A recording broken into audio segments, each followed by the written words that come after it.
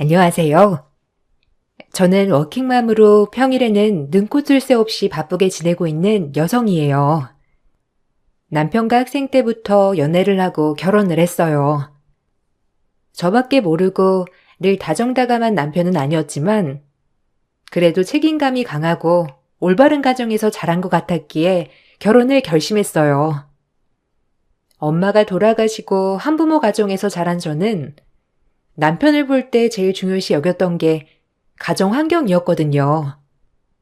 저처럼 결핍되지 않고 온전한 사랑을 받은 남편이 좋았고, 그래서 결혼을 결심했어요. 이른 나이였지만 시댁에서는 두 팔 벌려 저를 환영해 주었답니다. 그런 부분에 이끌려 남편이 참 좋았는데, 다정하진 않지만 언제나 제 편이 돼줄 것 같은 시어머니가 계셨기 때문에 더 끌렸어요.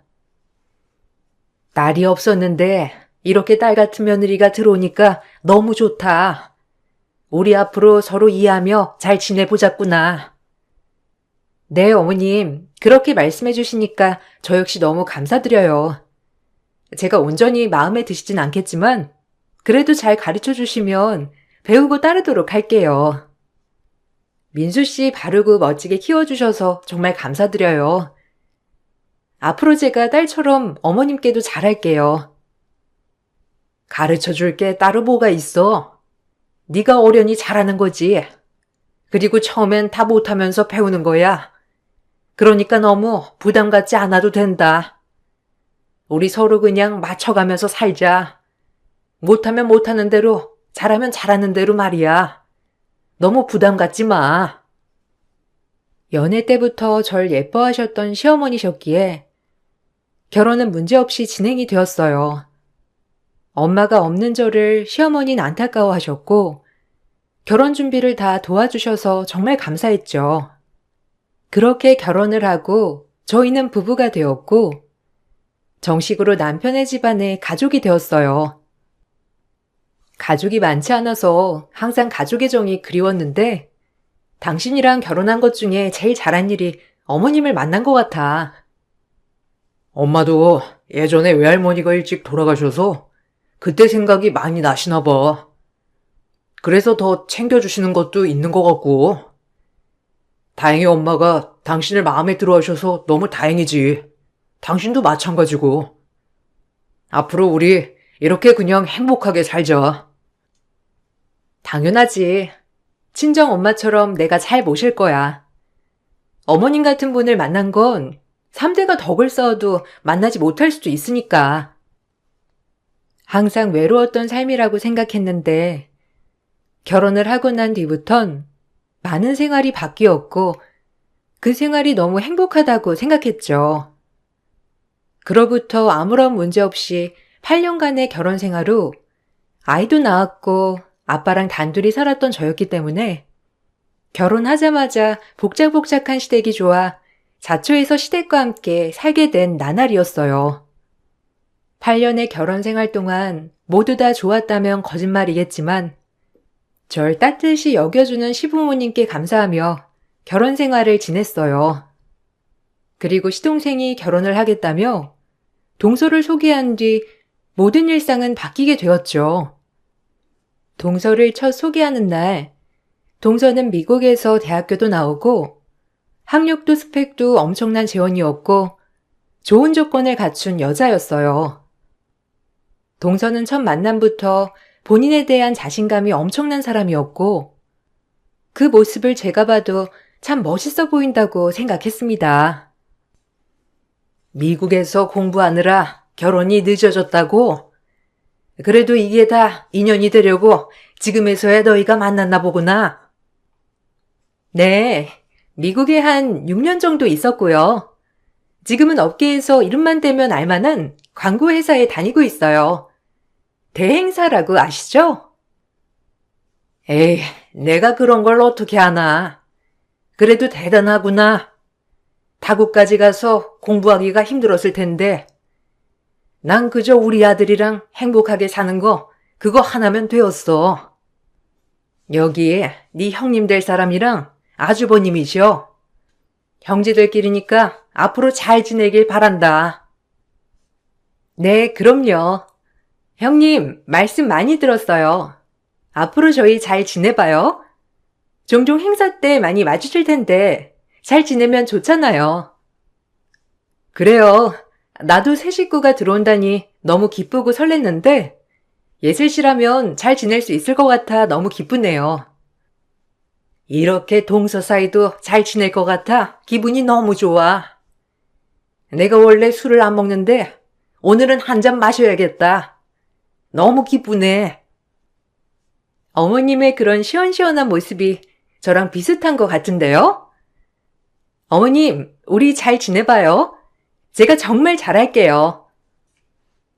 미국에서 공부를 해서 그런지 시원시원한 성격이 마음에 들었죠.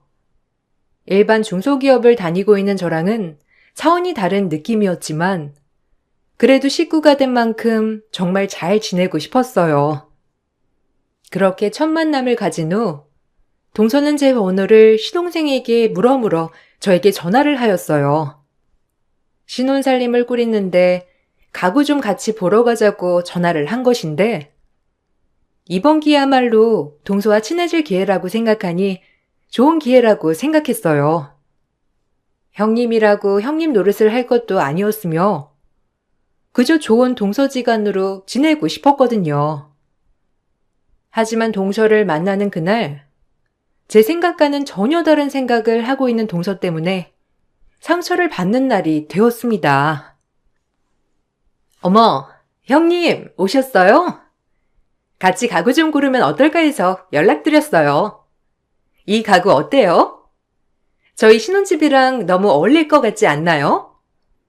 제가 아무래도 심플한 걸 좋아하는데 형님이 옆에서 좀 봐주시면 너무 좋을 것 같아서요.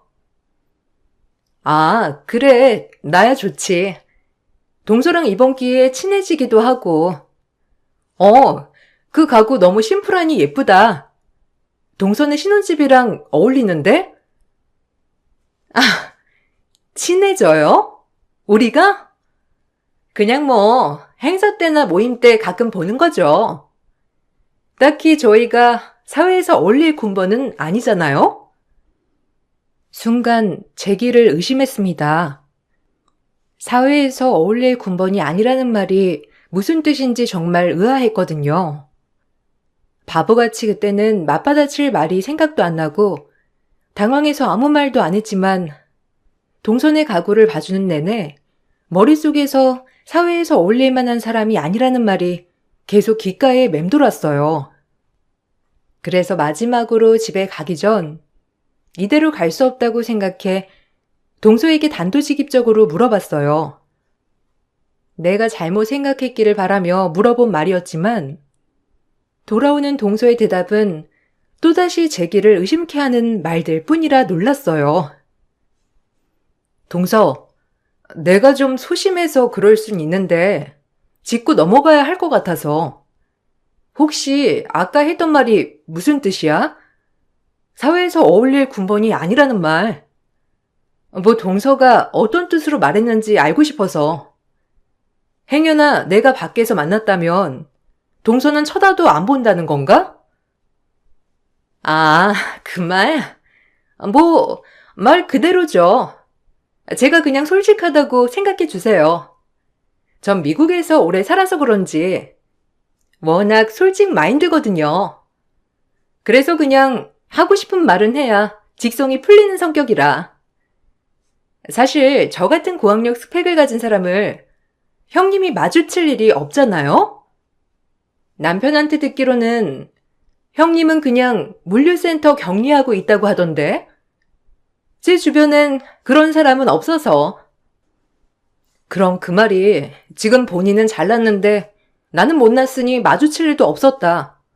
그러니 친해질 생각도 말아라 라고 한 말이네. 따지고 보면 그렇죠. 뭐 밖에 나와서 하는 말이지만 시댁 가서는 잘 지내는 신용은 할게요. 그런데 막 친한 척은 말아주세요. 동서 이중인격이구나. 그런 성격인지 전혀 몰랐네.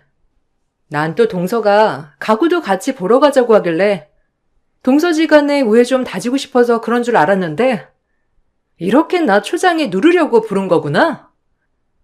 사람이 그러면 못 써, 알아? 사람 위에 사람 없다는 말이야. 네, 형님이 그렇게 생각하신다면 어쩔 수 없죠. 오늘 가구 골라주신 건 고마워요. 근데 역시나 안목이 영 아니네요. 안목마저 좀 좋았다면 형님이랑 사이를 다시 한번 고려해 볼만 했겠지만 오늘 골라주신 거 보고 좀 놀라긴 했어요. 역시나 했고요. 동서 이런 사람인 거 도련님도 알아? 이건 인성 문제 아닌가? 사람이 어떻게 그런 식으로 얘기를 할 수가 있어? 형님이 좀 고지식한 거죠. 원래 이렇게 전 솔직한 스타일이에요. 아, 이렇게 까놓은 김에 얘기 하나 할게요. 어머님 모시고 계신다고 해서 그 집 재산 다 탐낼 생각은 아니시죠? 형님한텐 너무 가분한 재산이잖아요. 뭐 여기까지 할게요. 전 이만 콜택시를 불러가지고요. 나중에 식장에서 봬요. 뭐 오늘 있었던 일, 뭐 알아서 알아들으셨길 바래요. 그럼 이만. 순간 제가 무슨 말을 들은 건가 했고 너무 급작스레 일어난 일이라 사실 대놓고 더 따지지 못한 것이 후회스러웠어요.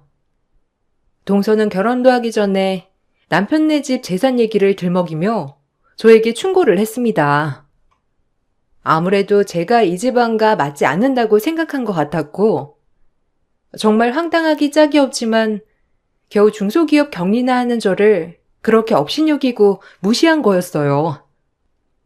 그리고 집에 도착한 제 표정을 보고 남편과 시어머니는 무슨 일이 있냐고 하였지만 차마 자존심이 상하고 괜한 분란만 될까 싶어 말을 아꼈고 가뜩이나 어머님이 둘째 며느리 보신다고 저렇게 좋아하시는데 초를 치고 싶진 않았어요. 늘 사랑으로 챙겨주신 시어머니에게 근심을 드리고 싶진 않았고 그저 저 하나만 참으면 된다고 생각이 들었기 때문이죠. 오늘 네 동서되는 사람이랑 가구 잘 보고 왔니? 어때? 성격도 좋고 너랑 아주 딱이지? 너도 성격이 다른 사람보다 무던하고 좋으니까 아주 잘 지낼 수 있을 거야. 그래도 아들들 있는 거 장가들을 다 보냈다고 생각하니까 후련하다. 그렇게 좋으세요? 어머님이 좋아하시니까 저도 너무 좋아요. 이제 속 후련하시니까 더 편하게 지내세요. 그래야지. 이제 여한이 없다. 너도 동서 생겼으니까 혼자 대소사 짊어지지 말고 동서랑 같이 나눠가며 해라. 힘드니까. 에이, 늘 하던 건데요, 뭐. 어머님이 항상 걱정해 주시고 살펴주시니까 저야말로 든든한 지원군을 얻은 것 같은데요. 이 집을 이끌어갈 사람은 너야 큰 며느리. 그러니까 힘들면 힘들다고 말하고 기대고 싶으면 기대도 된단다. 늘 좋으신 분께 저의 고충을 털어놓기란 쉽지 않았고 그냥 그러려니 하기로 마음 먹었어요. 그렇게 시동생은 결혼식을 올리게 되었고 동서가 썩 마음에 들진 않았지만 싹부터 나랑 다른 인간이니 그냥 상종을 말자라고 생각하게 된 것 같아요. 그러고 나서 시댁에 관례적인 행사가 있던 날이었어요. 모든 대소사를 저와 시어머니가 준비했기 때문에 저 역시 따로 동서에게 전화를 해서 오라 마라 할 생각은 없었습니다. 어차피 절 그렇게 업신여기는데 제 전화를 받고 와서 저를 도와줄 리는 만무하다고 생각했기 때문이에요. 역시나 제 생각이 맞았고 동서는 행사가 거의 시작되기 전 느지막이 시댁에 도착하여 시어머니에겐 착한 척 다정한 척을 하며 저에겐 따로 손톱 발톱을 드러내면서 이중의 얼굴을 보이며 행동하더라고요. 어머님, 늦어서 죄송해요. 형님도 혼자 얼마나 고생하셨어요? 제가 워낙 일도 바쁘고 직함도 팀장이다 보니까. 에이, 됐다. 뭐 일하다 보면 그럴 수도 있는 거지. 그래도 큰애가 혼자 많이 고생했으니까 같이 거들어 주렴. 네, 그래야죠. 어머님은 거실 가셔서 좀 쉬고 계세요. 제가 나머지 형님이 하던 거 이어받아서 할 테니까 걱정 마시고요. 그래도 이렇게 며느리가 둘이나 되니까 그네 혼자 고생 안 해도 돼서 참 좋다. 뭐 상차림이야 너희들이 무조건 준비해라는 아니지만 부엌이 복닥복닥하니 참 보기 좋아. 그네야, 둘째 아무것도 모를 테니까 그릇이며 음식 놓는 거 하나하나 잘 알려줘라. 어머님이 좋아하시니까 저도 좋은걸요? 어머님은 쉬고 계세요. 제가 형님 옆에서 열심히 조수노릇 할 거니까. 그렇게 시어머니를 거실에 내보낸 뒤 동서는 또다시 저에게만 본색을 드러냈어요. 인간이 왜 이럴까 싶고 살다 이런 인간은 또 처음 겪어봤기에 제가 어떻게 반응해야 할지 모르겠는 마음뿐이었죠. 화도 났지만 애써 침착해야 했어요.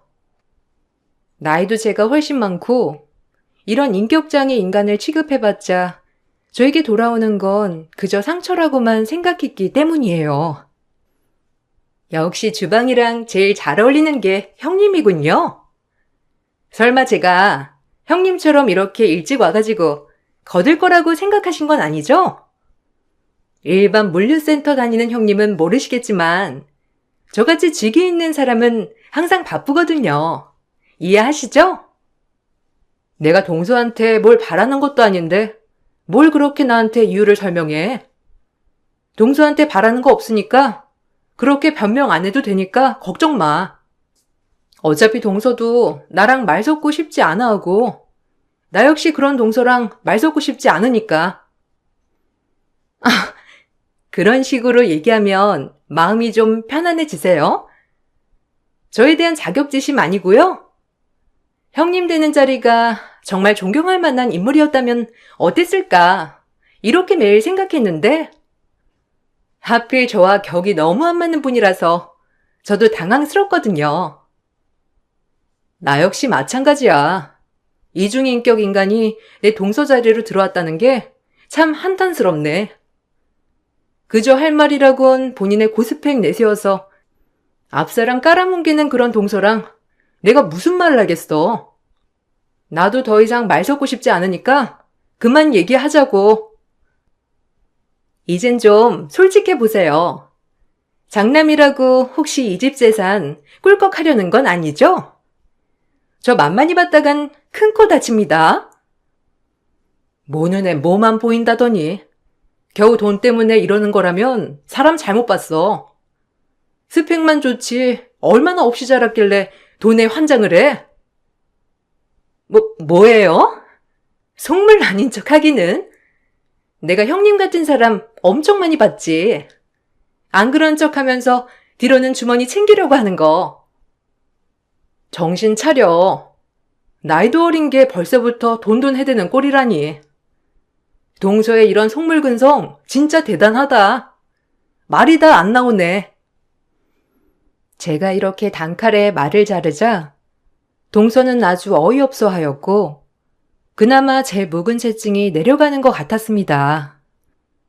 행사가 끝이 나고 동서네가 돌아간 뒤 마음이 많이 속상해 혼자 부엌에서 술잔을 기울이고 있는데 언제나 다정하고 친정엄마 같은 시어머니께서 무슨 일이냐며 물어오시더라고요. 차마 며느리가 둘이라며 좋아하는 시어머니에게 이런 얘기는 할 수 없었어요. 왜? 무슨 일 있는 거야? 너답지 않게 무슨 혼자 그렇게 생각을 해? 나한테 얘기하긴 좀 그런 거니? 말을 해봐. 아니에요. 그냥 오늘따라 이런저런 생각이 많아서요. 그래도 어머님이 좋아하시는 모습 보니까 저야말로 너무 좋아요. 혹시 네 동서 때문에 그러냐? 걔가 너 속상하게 하든? 뭐 나야 네가 시실콜콜 얘기하지 않으니까 알 수 없지만 혹시라도 불편한 거나 속상한 거 있으면 얘기를 해. 알겠지? 내가 뭐 힘이 돼주지 못할지라도 들어는 줄 테니까. 아니에요. 그냥 이런저런 생각이 들어서 그래요. 그래도 이렇게 생각해 주시고 늘 챙겨주셔서 감사해요, 어머님. 시어머니도 제가 동서 때문에 심란하다는 걸 눈치채셨는지 저렇게 말씀하시더라고요. 늘 언제나 저의 편에 서서 생각해주는 친정엄마 같은 시어머니가 있어서 기분이 나름 많이 풀렸어요. 엄마가 없는 저에게 시어머니는 그저 친정엄마 그 이상이었거든요. 오히려 걱정을 끼치는 것 같아 더 입이 안 떨어졌고 그냥 나 혼자 삭히자라는 마음으로 미련하게 시간이 흘렀어요. 중간중간 동서와의 사이가 너무 안 좋았지만 그래도 좋은 게 좋은 거다라며 그저 웃으며 지내온 날들이었죠. 그리고 겨울이 다가오고 1년에 한 번 시대의 김장날이 되었는데 늘 하던 일이라 아무렇지 않게 어머님과 장을 보고 김장 준비를 하였어요. 아유, 안 도와줘도 된다니까. 매년 이렇게 김장을 도와주냐, 힘들게. 너도 일하느라 바쁠 텐데. 난 그냥 내가 담근 김치 사람들이 하도 잘 먹어주니까 재밌어서 하는 건데 너 힘드니까 진짜 쉬어도 돼. 그러니까 그냥 노는 날 하루 푹 쉬어. 에이, 저 어머님 도와주는 게 제 낙이라니깐요. 그리고 김장날 수육도 먹고 굴도 먹고 얼마나 좋아요. 제가 좋아서 하는 일이니까 너무 그렇게 신경 쓰지 않으셔도 돼요. 제가 힘들면 어머님한테 말씀드릴게요. 그러니까 도와주게 해주세요. 너를 어떻게 안 이뻐하겠냐. 참 요즘 애들 같지 않게 말도 이쁘게 하고 이 늙은 시엠이 말동무도 해주고 고맙다. 어머님은 김장 때마다 한사코 거들지 말라고 하셨지만 저런 게 정이지 싶어 매년 김장을 도와드렸어요. 그리고 김장을 하고 있을 무렵 시동생과 동서가 방문을 해서 김장김치를 가져가려고 큰 통 몇 개를 가져왔어요. 저와 시어머니가 열심히 김장을 하는 모습을 보고 있자 시동생은 눈치가 보였는지 동서에게 좀 거들어달라며 부탁을 하였지만 동서는 듣는 척도 하지 않았고 시어머니도 애써 굳이 김장을 도와주지 않아도 된다며 그저 쉬라고만 하셨는데 시어머니는 그런 분이셨습니다. 작은 애들 왔니?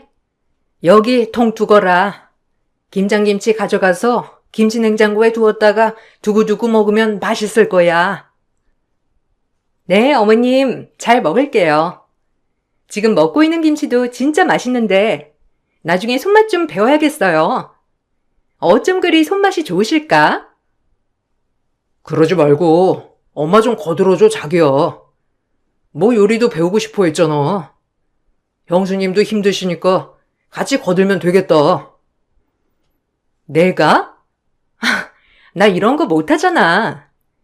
그냥 나중에 어머님한테 와서 레시피만 가져가지 뭐. 어머님, 그래도 되죠? 전 워낙 똥손이라. 그래, 그냥 들어가서 쉬어. 얘 큰애야, 너도 그냥 쉬어라. 한사코 쉬어도 된다는데 꼭 이런다니까. 너도 들어가. 아니에요. 늘 하던 건데요, 뭐. 어머님, 이제 찹쌀풀 넣어야 하죠? 제가 주방 가서 가지고 올게요. 하고 계세요? 한사코 쉬라고 하셨지만 저 역시도 제가 좋아서 하는 일이기 때문에 동서가 얄밉다거나 하진 않았습니다. 하지만 제가 양념거리를 찾아 주방으로 갈 무렵 동서가 따라 들어오면서 역시나 속을 뒤집기 시작하더라고요. 그냥 절 깔아뭉개려고 하는 인간 같았고 어쩜 그리 적대적이고 무례한지 참 살다 그런 인간 종족은 처음 봤다고 해도 가언이 아니었죠. 어머님 옆에서 살랑살랑 비위 맞추면서 아주 갖은 예쁨 다 받으니까 좋으세요? 어떻게 보면 참 고단수란 말이야. 뭐야? 동서, 내가 보자니까 보자기로 보여? 사람이 그러는 거 아니야. 매번 적대적으로 피곤하지도 않은가 보지? 형님한테 계속 본인의 위치를 알려드려야 할 것 같아서 말씀드리는 거예요. 아무리 어머님이 쉬라고 하셨어도 김장 같은 건 형님이 혼자 해도 될 일인 거 아시죠? 전 고스펙이고 형님은 뭐 말 안 해도 아시잖아요. 오늘 굴보쌈이랑 김장김치 같이 들고 갈 거니까 잘 싸주기나 하세요. 그리고 이딴 일은 양심상 형님이 다 해야죠. 어머님이 아무리 쉬라고 하셔도 말이에요. 사람이 양심이 있으면 이런 굳은 일은 알아서 딱딱 해야지. 본인이 도와주는 것 마냥 하면 되겠어요? 웃겨 진짜. 동서의 말이 끝나자마자 화가 나서 반격을 하려고 할 때 주방에 뭘 좀 가지러 오셨다가 저희의 이야기를 엿듣게 된 거예요. 어머님은 동서가 저한테 대하는 태도를 처음 보시고 너무 충격을 받아 이게 뭐 하는 거냐며 소리를 지르셨어요.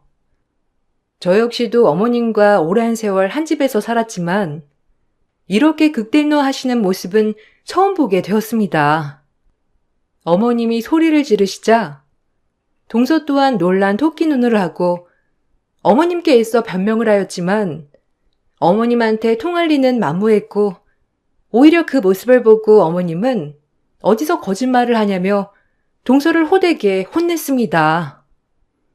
말을 하지 않아도 제 마음을 읽은 것 같아 역시라는 생각뿐이었어요. 이게 뭐 하는 짓이야?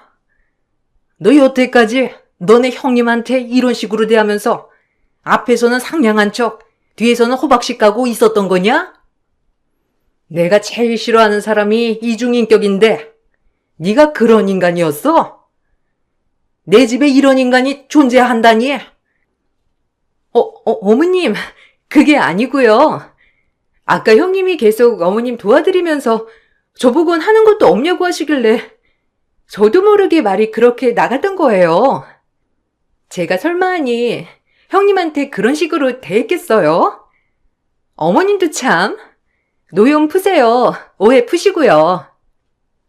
동서, 무슨 말을 그렇게 눈 하나 깜짝 안 하고 거짓말을 해? 내가 언제 그런 말을 했다고? 사람이 그렇게 진실성이 없어서 되겠어? 제가 아까 도와드린다고 하니까 형님이 늦게 와서 뭘 도와주냐고 화내셨잖아요. 형님도 참, 어떻게 거짓말을 해요? 뭐야? 바닥이라고 생각했는데 너 진짜 최악이구나. 양심의 가책 없이 거짓말을 하다니. 진짜 소름 돋는다, 너란 인간. 이제 하다 거짓말까지 하는구나. 이 시엠을 뭘로 보고? 네가 아주 우리 집안을 우습게 여겼지. 어디서 이런 게 들어와서? 지금 네가 한 행동 책임져야 할 거다. 내가 이런 말까지 안 하려고 했는데 네가 그렇게 네 형님을 업신여기니 말을 해야겠어. 시어머니는 말씀이 끝나자마자 동서면전에 시어머니가 들고 있던 대야를 던지며 충격적인 말을 이어가셨는데 그건 바로 제 정체를 밝히는 일이었죠. 제 정체를 밝히자 동서는 설마 그럴 일이 없다며 바로 뒤집어지며 갑자기 태도가 돌변했어요. 저 역시도 굳이 밝히고 싶지 않았지만 시어머니는 이 모습을 보고 황당했는지 제 이야기를 하시면서 반성하라고 하더라고요. 네가 그렇게 무시하는 중소기업 다니는 네 형님 부친이 뭐하는 사람인 줄이나 알고 너 까부는 거야? 네가 그렇게 스펙 따지니 내가 말해줘야겠다. 너네 형님네 부친 네가 다니는 대행사인가 뭔지 하는 곳에 임원이야. 그거 알아? 혹시 김만철이라고 들어봤나 몰라? 그 대행사 창업주랑 거의 동고동락하며 지금 회사를 키운 사람이라고 알고 있어 내가. 네? 이사님이 형님네 아버지라고요? 아니 그럴 리가 없잖아요. 왜 근데 형님은 중소기업에서 고작 말단선이나 하면서 이러고 있어요? 형님, 아니죠? 그럴 리가 없잖아요. 애초에 제가 다니는 곳을 알았을 텐데 그럴 리 없잖아요. 그리고 아버지가 임원인데 그런 말도 안 하고 이렇게 산다고요? 아니, 왜요? 상식적으로 이해가 안 가는데요? 진짜 맞아요? 아버지랑 나랑은 별개니까 굳이 내가 이런 얘기를 해야 했을까? 근데 동서꼴을 보아하니 말을 해야겠네. 겨우 회사 팀장 주제에 이사 딸이랑 눈 똑바로 마주치고 말할 짬이나 돼? 나도 동서한테 당한 대로 똑같이 돌려줄게. 두고 봐. 그동안 어머님이 너무 기뻐하셔서 애써 참고 참았는데 이제 다 아시는 마당에 나도 동서한테 당한 스트레스 그대로 갚아줘야지. 고얀 것 같으니라고. 썩 나가. 이제 다신 이 집에 발도 들이지 말거라. 둘째가 너랑 끝까지 산다고 하면 걔도 안 볼 거니까. 아니, 어머님, 형님, 다 오해예요. 제가 요새 우울증이 있어서 약을 먹고 있거든요. 제가 제정신이 아니었나 봐요. 참 변명도 가지가지다. 어디서 우울증을 노네? 내가 너 때문에 우울증 걸릴 지경이다. 이제 입에서 나오는 말이라고 다 내뱉나 봐. 시어머니는 그 말을 끝으로 동서를 내쫓았고 그렇게 시동생까지 쫓겨났어요.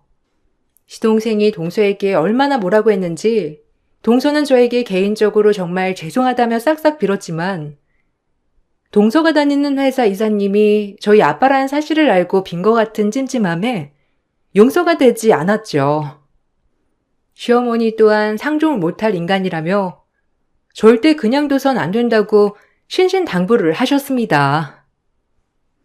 형님, 오해는 푸셔야죠. 전 형님이 그런 사람인 줄도 모르고 너무 죄송해요. 왜 말씀 안 하셨어요? 제가 이렇게 사과드릴게요. 우리 이제 오해 풀고 사이좋은 동서지간 해봐요. 아무래도 알아가는 과정에 작은 해프닝이잖아요. 해프닝 같은 소리 한다. 내가 우리 아빠 딸이 아니었어도 나한테 사과했을까? 웃기지 마, 이 속물 같은 것. 동서는 사회생활에서도 제일 만나면 안 될 인간이야. 그러니까 다신 나한테 연락하지 마. 그리고 어머님도 다신 볼 일 없으시다고 하니까. 여기 올 일도 없을 거야. 아, 참 아마 인사발령도 떨어질걸? 내가 아빠한테 다 말해버렸거든. 당할 수만은 없어서. 형님, 그건 반칙이죠. 왜 우리 둘 사이 일을 어머님이랑 이사님한테 미주알고주알 다 얘기해요? 그건 아니죠. 아니긴. 네가 나한테 한 짓은 맞는 게 되고 그리고 너 그렇게 능력 있으니까 그 회사 잘려도 다른 데 갈 수 있을 거 아니야. 알아서 잘해봐. 네 고스펙으로 어딜 못 가겠니? 진작 이랬어야 했는데 조금이라도 인간 대접해준 내가 바보지. 아빠에게 그동안 있었던 일을 모두 얘기하여 동서는 지방 사무실로 자천이 됐지만 거의 그건 그만두라는 말이었기에 동서는 그 좋은 회사 울면서 그만두게 되었습니다.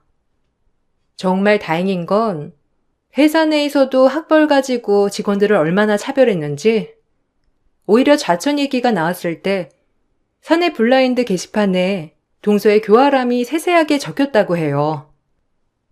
집에서 새는 바가지, 밖에서도 엄청 줄줄 새는 바가지였던 것이에요. 이 게시판 얘기를 들으니 참 인간이 왜 그러냐는 말밖에 안 나왔고 웃겼어요. 내가 이 회사 왜 나가야 해? 내가 왜? 나 여기 팀장이야. 감히 나를 내쫓아? 나 같은 인재를 어떻게 몰라볼 수가 있냐고? 당신 팔자 당신이 꼰 거지. 미국 유학 몇 년 다녀온 걸로 엄청 뻐기더니 꼴 좋다. 다신 이 회사 근처에 발도 들이지 마요. 나 여기 팀장이야. 너 인사평가 빵점 맞고 싶어? 너 내가 가만 안 둘 줄 알아? 어디서 말단 직원이 나한테 함부로 해? 정신 못 차렸나 본데? 당신 자천이야. 아니지, 이건 나가라는 말이지. 어떻게 전라도까지 내려가서 일하겠어? 잘해봐, 안녕. 회사에선 도저히 같이 일할 수 없다고 판단하에 내려진 자천이지만 사실상 나가라고 권유한 것이고 동서는 그렇게 잡아든 회사도 잃고 시어머니 사랑도 잃었습니다. 시어머니의 마음 깊은 사랑보다 재산이 탐나서 알랑방귀 끼어댔겠지만 무산된 것이죠. 그리고 그 일이 있은 후 2년이 흘렀나? 동서네와는 거의 손절하다시피 하였고 2년 정도가 지나자 도저히 저런 여자와 살고 싶지 않다면서 서방님도 이혼을 하셨어요. 어머님도 대단하신 게 서방님이 이혼을 하고 오자 그제야 서방님도 이 집에 들이셨다는 거예요. 인간 같지도 않은 인간을 품어주는 너 자체도 엄마가 많이 실망했는데 이제야 네가 정신이 든 모양이니 앞으로 편하게 이 집 드나들도록 해. 그 여자애랑은 이혼한 건 정말 잘한 일이야. 난 없이 살고 직업이 변변치 않아도 인간성이 최고라고 생각하는 사람이야. 너도 엄마 성격 잘 알지? 그래도 너도 귀중한 경험을 한 거라고 생각할게. 그 아이와 이혼은 잘한 일이다. 네, 엄마 저도 많이 느꼈어요. 처음엔 제가 선택한 사람이라 잘 이끌고 가보려고 했지만 점점 인간성이 나오니까 못 견디겠더라고요. 형수님, 죄송해요. 참 제가 보는 눈이 없어서 괜히 형수님한테 상처만 드린 것 같아 면목이 없어요. 아니에요. 서방님도 뭐 그런 걸 아시고 결혼한 건가요? 그래도 이제라도 안정을 찾았으니 정말 다행이죠. 전 괜찮아요. 우리가 더 완벽하고 화목한 가정이 되려고 이런 일이 있었나 보다 생각하자. 그 나이가 마음고생 많았어.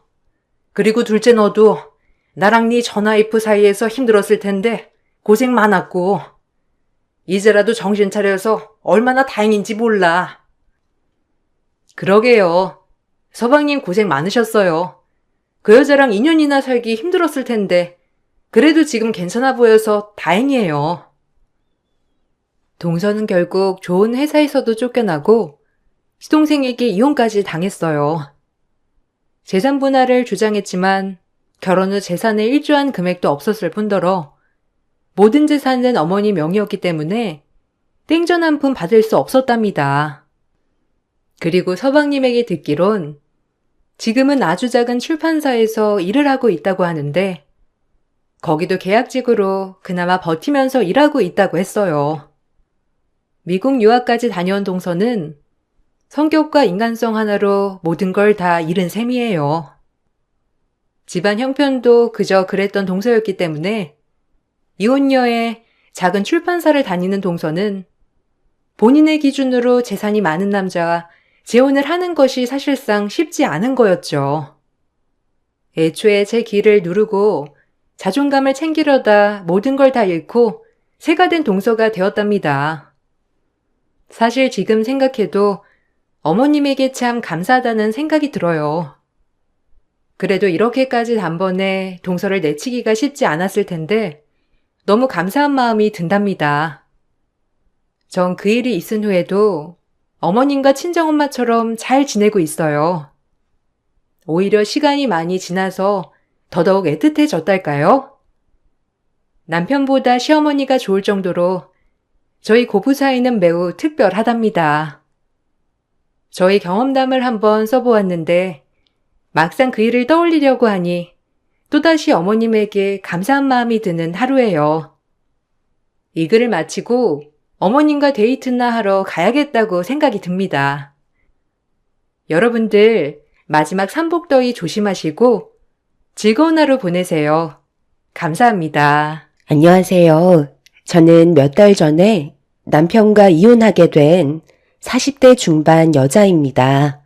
남편은 이혼을 결심한 제가 이해가 되지 않는다며 끝까지 설득시키려 했었지만 더 이상 참지 못하고 이 지긋지긋한 생활 청산하려고 아이들과 함께 뛰쳐나와 버렸어요. 제 성격이 이상한 건지 여러분들의 생각을 듣고 싶어 사연을 신청했으니 진지하게 들어주시면 감사하겠습니다. 처음 시작은 아주버님과 형님의 관계에 좋지 않은 분위기가 형성되더니 안 좋은 소식이 들려왔어요. 대충 느낌은 왔었지만 결국 형님은 아주버님과의 이혼을 선택하게 되었던 거죠. 이유는 집안의 가장 역할을 제대로 하지 못한다는 거였어요. 저도 옆에서 봐왔었지만 아주버님은 책임감이라는 게 전혀 없어 보였습니다. 그동안 아이들 키우면서 힘들게 버텨온 형님이 대단해 보였었죠. 하지만 형님도 사람인지라 더 이상은 참기 힘들었었나 봐요. 무능력한 남편과 결혼 생활을 유지한다는 건 더 이상의 미래는 보이지 않기 때문에 저 같아도 이혼을 선택할 수밖에 없었을 것 같았죠. 그리고 이 문제로 인해 집안은 난리가 나게 되었고 저희 부부도 시댁으로 급하게 향할 수밖에 없었습니다. 시부모님과 아주버님께서는 이혼만큼은 절대 안 된다며 강하게 거부하셨어요. 살다 보면 이런저런 일 다 있는 거지. 지금 나이가 몇인데 너 입에서 이혼하겠다는 말이 나오는 거야? 나는 절대 받아줄 수 없으니까 꿈도 꾸지 마라. 저런 무능력한 남자와는 더 이상 같이 살지 못하겠다니까요. 어머님, 아들을 왜 제가 책임져야 하냐고요. 지금까지 같이 살아준 것만도 감사하게 생각하셔야죠. 당신 정말 이렇게까지 할 거야? 일자리 정도야 금방 구할 수 있다니까. 요즘에 몸이 좋지 않다 보니까 잠깐 좀 쉬려고 했던 것뿐인데 그게 그렇게 잘못된 거야? 당신이 나를 이해해줘야지. 하루 이틀도 아닌데 오늘따라 새삼스럽게 왜 그래? 나도 이혼은 받아줄 수 없으니까 화 좀 가라앉히면 안 될까? 내가 지금 화가 안 나게 생겼어? 몸이 안 좋아서 일을 잠깐 쉬는 정도는 넘어갈 수야 있지. 그런데 돈은 까먹지 말아야 할 거 아니야? 여기 카드 내역서에 찍힌 거 어떻게 할 거야? 이게 지금 사람이 할 짓이야? 돈도 못 벌어오는 인간이 술집에서 300만 원이나 쓴다는 게 말이 된다고 생각해? 이 돈이면 애들이 그동안 하고 싶었던 거 충분히 해줄 수 있는 돈인데 너는 술 퍼먹는데 300만 원이나 쓰고 있어? 나랑 애들한테 미안하지도 않아? 언제까지 이렇게 살 건데? 남자들은 밖에서 친구들이랑 술 한잔 걸치다 보면 그 정도는 우습게 나온다니까. 그날따라 내가 기분이 너무 좋고 친구들한테 한턱 쏘고 싶어서 오래간만에 내가 술 좀 샀어. 나도 애들한테 어깨 좀 펴고 살 수 있는 거잖아. 자주도 아니고 가끔 사는 건데 그걸 이해 못 해줘?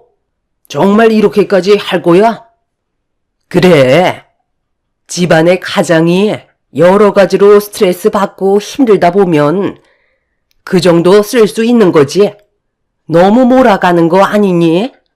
내 아들 딴에는 최선을 다하고 있는데 그런 마음 알아주지 못하면 얼마나 마음이 안 좋겠니? 네가 지금 경제적으로 좀 힘들어서 그러는 것 같은데 한 번만 이해해주고 넘어가주면 안 되겠어? 이해해주기 힘들 것 같아요.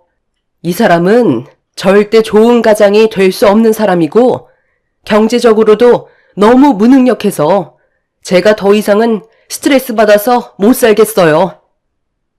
아주버님이 술집에서 300만 원을 썼다는 말을 들었을 때 저도 좀 충격이었습니다. 밖에서 힘들게 고생하는 아내와 아이들을 생각하면 술집에서 돈을 쓰지 못할 텐데 아주버님은 친구들 사이에서 어깨 좀 펴고 싶어서 큰 돈을 지불했다는 건 이해할 수 없는 행동이었죠. 형님과 오래 알고 지내면서 대화를 주고받다 보면 항상 하는 말이 제가 부럽다는 거였어요. 남편은 그래도 허튼 곳에 돈을 쓰지 않고 지금까지 단 한 번도 일을 쉰 적이 없었기 때문에 형님은 그런 남편과 사는 저를 부러워했었죠. 형님이 아주버님과 살면서 정말 많은 고민을 해왔었다는 걸 느낄 수가 있었고, 그런 모습을 바라보는 저도 마음이 너무 안 좋았었어요.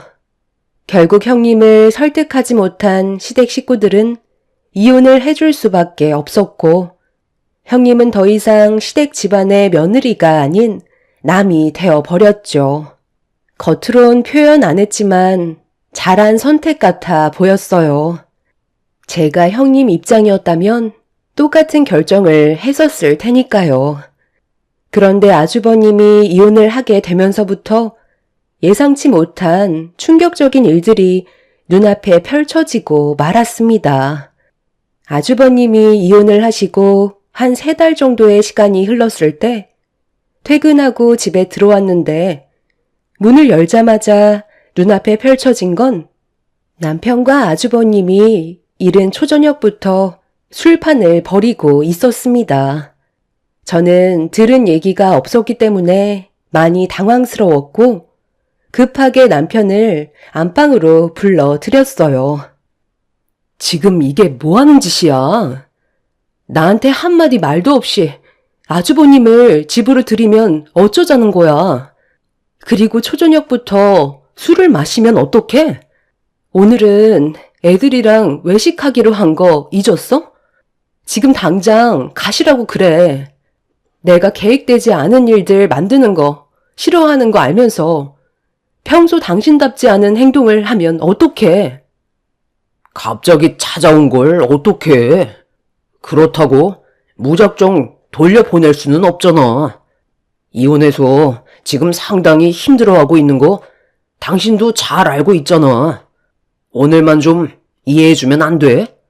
하나밖에 없는 동생이라고 찾아왔는데 매정하게 구는 것도 상처가 될 수 있다고. 오늘 하루만 눈 감아주라. 부탁할게. 정말 황당한 상황이었죠. 연락도 없이 찾아와서 남편과 술판까지 벌이고 있는 아주버님의 행동을 이해할 수가 없었습니다. 그날 아이들과 외식하기로 했었는데 계획이 틀어지게 되자 저는 속이 끓기 시작했어요. 그런데 제 기분이 어떤 상태인지도 모르고 아주버님은 방에서 나온 저를 보며 웃으면서 말을 붙였습니다. 재수씨, 와서 한잔 하세요. 힘들게 일하고 오셨는데 긴장된 몸 좀 풀리게 한잔하면 좋잖아요. 제가 마음이 별로 좋지가 않아서 위로 좀 받을 겸 동생 얼굴 좀 보려고 온 건데 괜찮죠? 남자들끼리 대충 술상 봐서 먹다 보니까 안주가 좀 부실한데 재수씨한테 죄송하지만 저희 끼니가 될 만한 걸로 안주 좀 만들어 주실 수 있으세요? 조금만 있다가 갈 테니까 한 번만 봐주세요. 제가 이혼한 것 때문에 요즘 사는 게 말이 아닙니다. 그렇게 해줄 수 있죠? 그래도 연락은 하고 오셔야죠. 저희도 다 계획이 있는데 갑자기 이렇게 찾아오시면 얼마나 난감한 줄 아세요?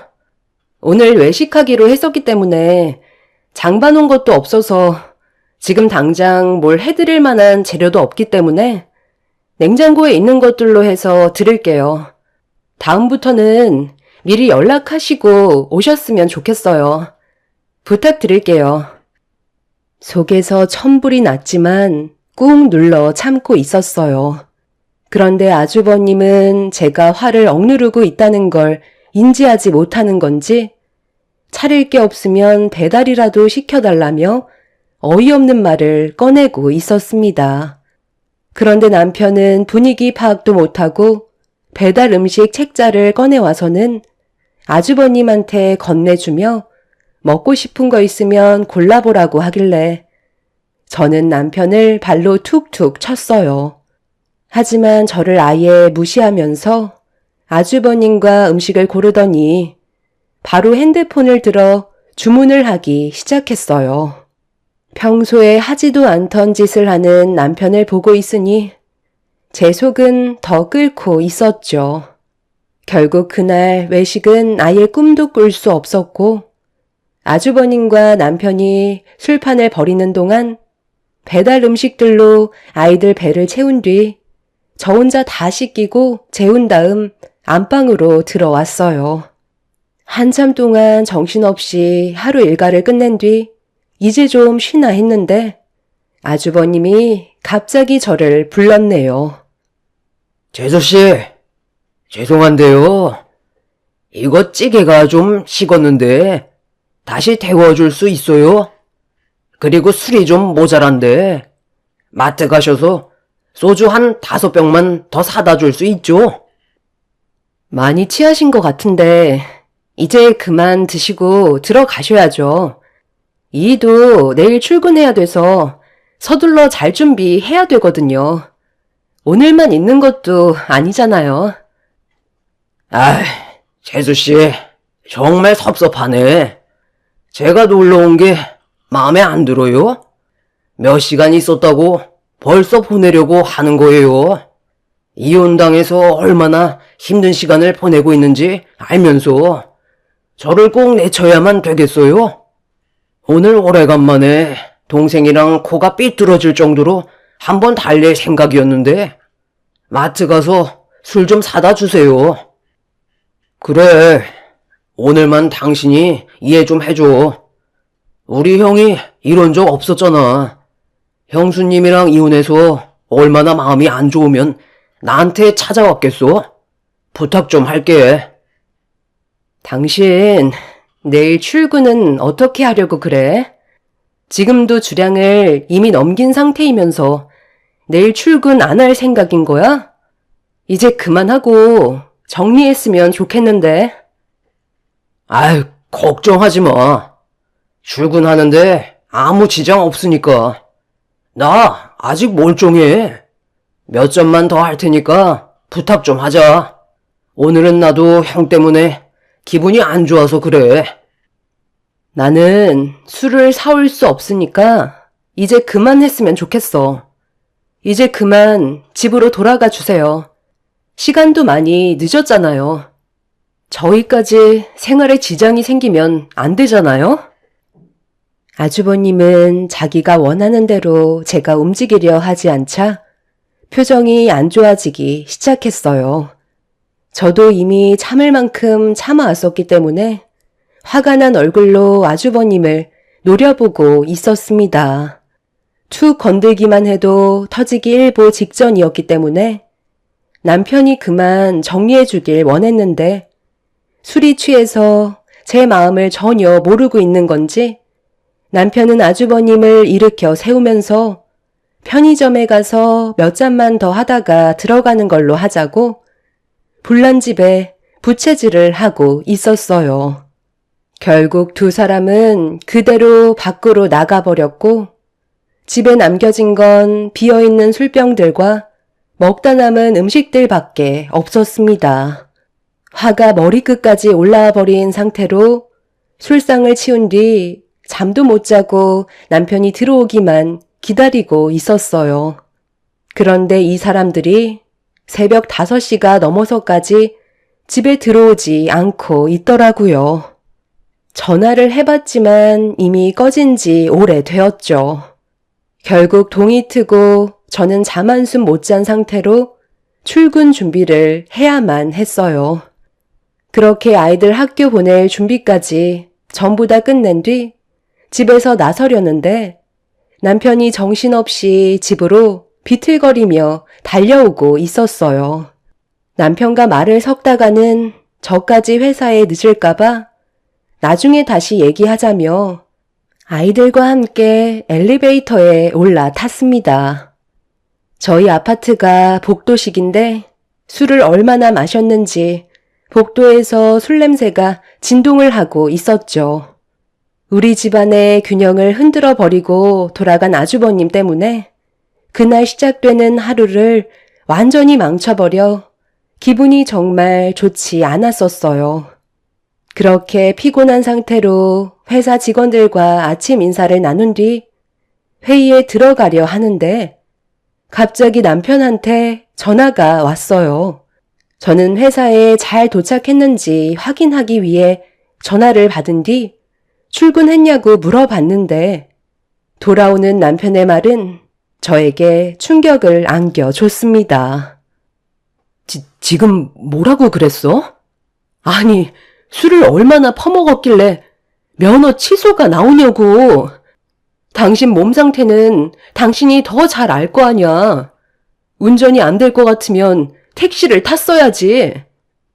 집에서 회사가 멀지 않다 보니까 잠깐 운전하는 건 괜찮을 줄 알았는데 아침부터 음주 검사를 하고 있었네. 어쩔 수 없이 불긴 했는데 검사 수치가 취소가 나와버렸어. 정말 미안해. 당신한테 내가 할 말이 없다. 미안한데 잠깐 여기로 와줄 수 있겠어? 분명 내가 지갑을 가지고 있었는데 어디 갔는지 못 찾겠네. 나 지금 회의 들어가 봐야 한다고. 내가 그래서 어제 그만 마시라고 했었잖아. 다음날 회사에 출근해야 될 사람이 아침에 들어온다는 게 말이 돼? 아주버님이 이혼한 건 그만한 이유가 있는 건데 그걸 왜 위로해 주는 건데? 결국 피해는 우리가 전부 떠안게 됐잖아. 당신답지 않게 이게 지금 뭐 하는 짓이야? 결국 저는 회사에서 참아왔던 분노가 터지게 되었고 전날부터 받아왔던 스트레스를 아침부터 남편한테 전부 다 쏟아내고 말았습니다. 할 말이 없었던 남편은 미안하다며 저에게 도움을 요청했고 어쩔 수 없이 회사에 사정을 얘기한 뒤 남편이 있는 곳으로 가게 되었는데 충격적인 한마디에 순간적으로 제 귀를 의심했어요. 남편이 운전면허 취소로 인해 벌금으로 700만 원 정도가 나올 것 같다는 믿을 수 없는 말을 입 밖으로 꺼냈습니다.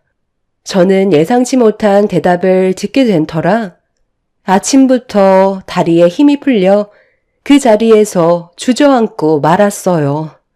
이혼했다고 위로 한번 해주려 했다가 700만 원이 공중으로 날아가 버리는 상황이 오게 되었던 거죠. 저는 아주버님 때문에 이런 일이 생겼으니 당장 700만 원 달라고 전화하라고 하니까 한 번만 넘어가 달라며 지금 상황에 자기 형을 감싸려 들길래 들고 있던 가방으로 남편한테 사정없이 휘둘러 버렸습니다. 결국 이 문제로 시댁에 모일 수밖에 없었고 집안은 한바탕 난리가 나게 되었지만 아주버님은 눈 하나 깜빡하지 않았어요. 지금 면허 취소 벌금으로 700만 원이 나왔는데 웃음이 나와요? 제가 그만 돌아가 달라고 부탁드렸는데 끝까지 한 잔만 더 하겠다고 고집부리다가 이 사태가 벌어졌잖아요. 당장 700만 원 벌금 납부해 주세요. 제 말만 들었어도 이런 일은 생기지 않았을 거라고요. 아주버님 때문에 저희가 왜 피해를 봐야 되는 거죠? 저도 몇 번 벌금 맞은 적 있어요. 그런데 그건 걸릴 수도 있는 거고 걸리지 않을 수도 있는 건데 왜 저한테 벌금을 내달라는 건지 모르겠네요. 그러니까 택시를 타고 갔어야지. 너는 생각이 없는 거냐? 코가 삐뚤어지게 마셨는데 차를 타고 가는 건 사고가 날 수도 있는 거라고. 본인이 충분히 판단할 수 있는 거였으니 저한테는 동생 잘못을 책임져 줄 의무가 없는 거죠. 그리고 현재 저는 그만한 돈도 없습니다. 얼마 전에 살고 있는 집까지 처분해서 필요한데 돈을 좀 써버린 상태라 아예 여유 자금이 없거든요. 700만 원 정도야 둘이서 맞벌이 하니까 그게 지장 없잖아요. 한 달만 굶으면 되는 건데 이런 일로 분위기 심각하게 만들지 말죠. 그래, 살다 보면 누구나 다 실수할 수 있는 법이야. 700만 원이 벌금으로 나가는 건 좀 아깝기는 하다만 그래도 어쩌겠니? 네가 좀 감수해야지. 제가 감수하라고요? 왜 그래야 하는 거죠? 이런 상황을 만들게 된 건 전부 다 아주버님 때문인데 왜 제가 그걸 떠안아야 하는 거냐고요? 당장 700만 원 주세요. 저 지금 백수인 거 몰라요? 돈이 없다니까요? 그리고 창수야, 너한테 부탁이 있는데 너희 집에서 며칠간만 신세 좀 지면 안 될까? 나도 먹고 살아야 되니까 일자리 좀 구하려고 하는데 아까 말했다시피 지금 수중에 돈이 없다. 솔직히 내가 너희 형수 때문에 기 한 번 제대로 못 펴고 살았잖냐.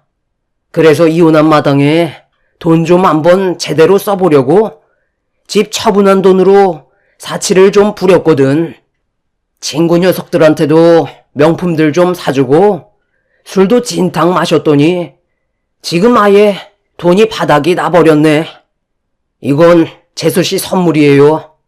요즘 샤넬백이 그렇게 유행이라고 하던데 이거면 700만 원 벌금은 퉁칠 수 있는 거 아니에요? 네 것도 준비했다. 영업사원이? 시계가 그게 뭐냐? 이 정도는 차줘야지.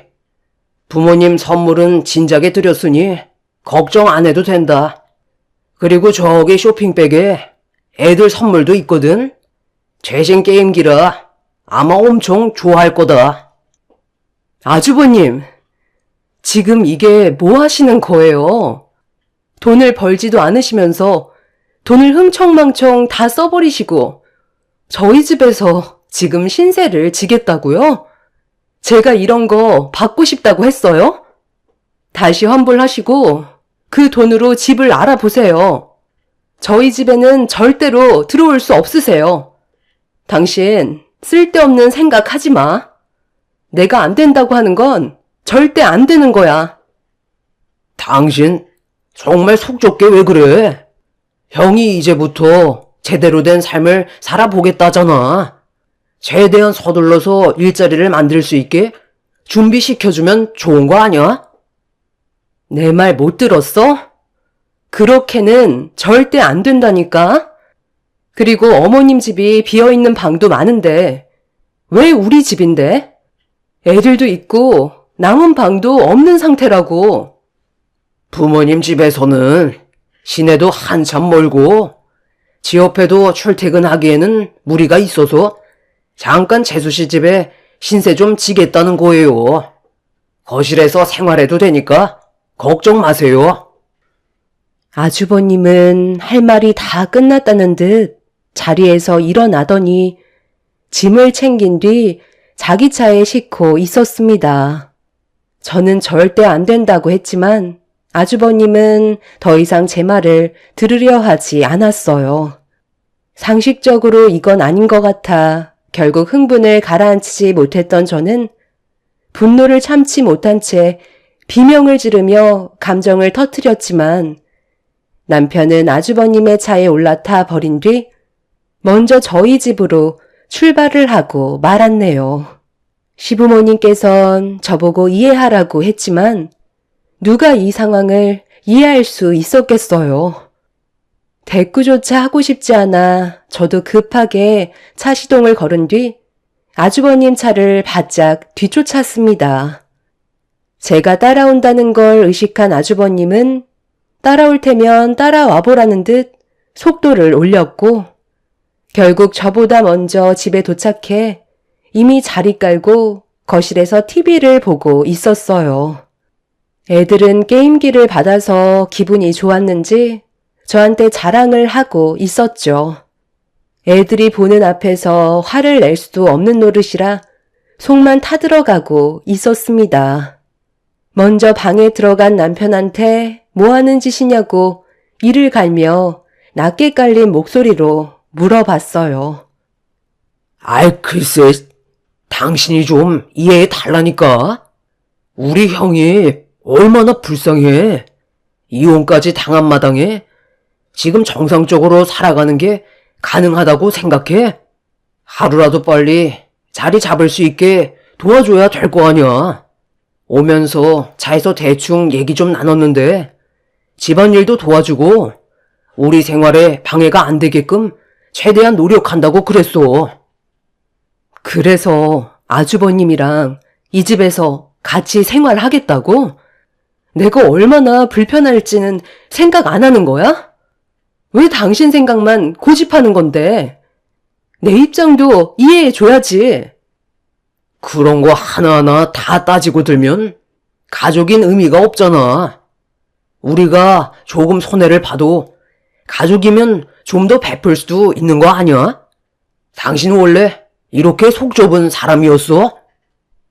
남편과 대화 자체가 되지 않았어요. 무조건 자기 고집을 부리고 있는데 할 말이 없었습니다. 이런 말까지 안 하려 했었는데 남편이 막무가내로 나오길래 집에 대한 얘기를 결국 꺼내고 말았어요. 제가 살고 있는 집은 남편 명의로 되어 있는 게 아닌 제 명의로 되어 있는 집이었어요. 처음 결혼할 당시 남편은 모아놓은 돈이 없었기 때문에 집을 마련할 수 있을 정도의 능력이 부족한 상태였죠. 그렇다고 시부모님께서도 경제적으로 지원해 줄 수 있는 형편도 아니었어요. 결국 저희 부모님께서 마련해 주신 집이었고 크지는 않았지만 그래도 아이들 낳고 살만한 정도의 공간은 충분했었죠.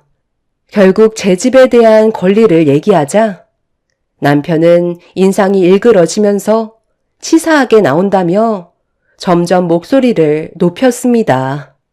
누가 봐도 제가 정상인데 남편은 동생인 자기 입장을 생각해주지 않는다고 불만을 털어놓고 있었어요.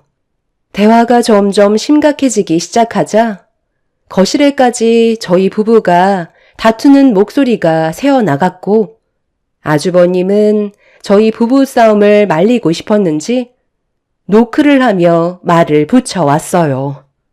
그런데 사태 파악을 하지 못한 건지 아주버님은 저에게 배가 고프다면서 제 음식 솜씨 좀 볼 수 있냐는 어이없는 말을 꺼내었습니다. 그 사이 아이들이 문을 열고 방으로 들어오면서 남편과 감정이 별로 좋지 않은 상태로 부부싸움은 끝이 나게 되었고 배가 고프다는 아이들의 말에 어쩔 수 없이 음식 준비를 할 수밖에 없었죠. 절대로 고집을 꺾지 않던 남편과 아주버님 때문에 저는 처음으로 이 집안 식구들의 얼굴을 보고 싶지가 않았어요. 그리고 먼저 이혼을 한 형님이 왜 그런 결정을 내린 건지 100번 이해를 할 수 있었습니다. 아이들 때문에 밥을 차린 뒤 아주버님과 마주 앉는 것조차 싫었던 저는 먼저 방으로 들어와 오래간만에 형님한테 전화를 걸었어요. 그리고 지금의 사태에 대해 설명을 해 주었죠. 형님은 날이 가면 갈수록 더 심해질 거라면서 스트레스 받으며 살 바엔 하루라도 빨리 단호하게 결정을 내려서 스트레스 없이 아이들과 사는 게 행복한 길을 걷는 게 삶의 만족도가 훨씬 높을 거라고 여차하면 저도 버티지 말고 나오라는 조언을 해 주었어요. 그날 이후 정말 진지하게 남편과의 관계를 다시 생각하면서 어떤 식으로 행동하는지 지켜보고 있었죠. 그렇게 아주버님과 한 집에서 생활한 지 일주일이 지나고 어느새 한 달의 시간이 지나가고 있었습니다. 그 시간 동안 저는 단 한마디도 하지 않고 제 할 일만 하며 지내고 있었어요. 그런데 어느 날 퇴근하고 현관문을 열었는데 시끌벅적한 소리가 들려왔고 집에 발을 들이는 순간 눈앞에 펼쳐진 건 시댁 식구들이 한자리에 있었죠. 시부모님께서 저희 집에 막 도착하셨는지 바리바리 싸온 짐을 주방 한편에 풀고 계셨어요. 연락도 없이 오신 상태라 어떻게 된 거냐고 여쭤보게 되었죠. 내가 오죽했으면 여기까지 왔겠니?